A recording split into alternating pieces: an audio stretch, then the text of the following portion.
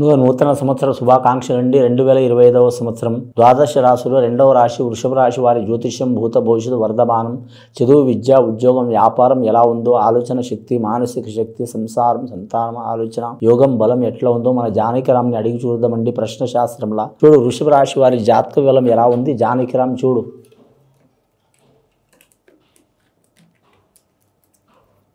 వృషభ రాశి వారి జాతకంలో బెజవాడ కనకదుర్గమ్మ వచ్చిందండి. అమ్మదయ ఉంటే అన్ని ఉన్నట్లే అన్నట్టు వృషభ రాశి వారికి మాత్రం చాలా వరకు మంచి యోగ బలాలు ఉన్నాయండి. నవగ్రహాలు వీరికి 7 గ్రహాలు అనుకూలంగా ఉన్నాయండి, 2 గ్రహాలు అనుకూలంగా లేవు. వీరి జాతక బలానికి చంద్రగ్రహం, రాహుగ్రహం ఈ 2 గ్రహాలు అనుకూలంగా లేవు కాబట్టి చంద్రగ్రహం అనుకూలంగా లేనందువలన మానసిక ఒత్తిడి చాలా ఉంటది. ఆలోచన శక్తి చంచల గుణం ఉంటది, గంటకో గుణం ఉంటది. రోహిణి నక్షత్రం, శ్రీకృష్ణుని నక్షత్రంలో పుట్టిన వారు ఖచ్చితంగా వారు మాత్రం ఎవరికి పూజ చేసినా చేయకపోయినా విష్ణుమూర్తి పూజ చేయటం చాలా వరకు మంచిది. అలాగే మృగశిర నక్షత్రంలో పుట్టిన వారు వీరు జాతకంలో చూడాలంటే మాత్రం భరణి నక్షత్రంలో పుట్టిన వారు మృగశిర ఘడియలో పుట్టిన వారు కూడా కలిసి వచ్చే అవకాశం ఉంటుందండి. వీరు జాతక బలంలో చూడాలంటే మాత్రం విద్యాస్థానంలో మాత్రం గురుగ్రహం అనుకూలత ఉంది కాబట్టి విద్యార్థులకు కలిసి వచ్చే అవకాశం ఉంది. మార్చి నెలలో మాత్రం మార్చి నెలలో మాత్రం 10వ తరగతి ఘడియల్లో మాత్రం చాలా వరకు శుభ సూచకాలు వస్తాయండి. అమ్మాయిలు కావచ్చు, అబ్బాయిలు కావచ్చు, ఖచ్చితంగా మాత్రం పరీక్షల్లో గెలిచే అవకాశాలు ఉంటాయండి. నేను చెప్తే జరగవండి, మీరు కూడా ఖచ్చితంగా ట్రై చేయాలి. బాలలు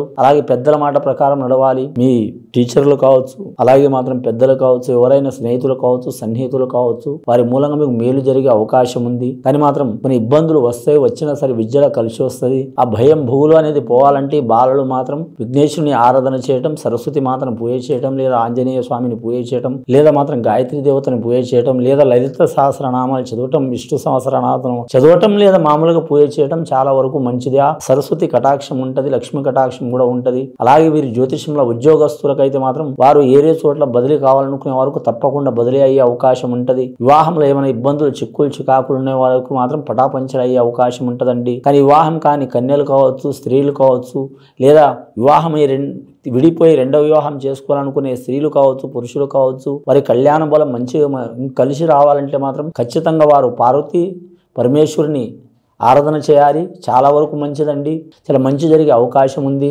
అన్నదమ్ములతో విరోధం ఉన్నా, కుటుంబంతో విరోధం ఉన్నా, దారిద్ర బాధలున్నా తొలగిపోయే అవకాశాలు ఉన్నాయి. వృషభ రాశి వారికి లక్కీ నెంబర్ 6 వస్తుందండి. శుక్రవారం, మంగళవారం, గురువారం మంచిది. అలాగే వీరి జాతకానికి వజ్రం వాడకటం మంచిదండి. వీలైతే వీరి జాతక బలానికి అన్నదానం, గోదానం, భూదానం, వస్త్రదానం, సువర్ణదానం ఏదైనా చేయొచ్చు.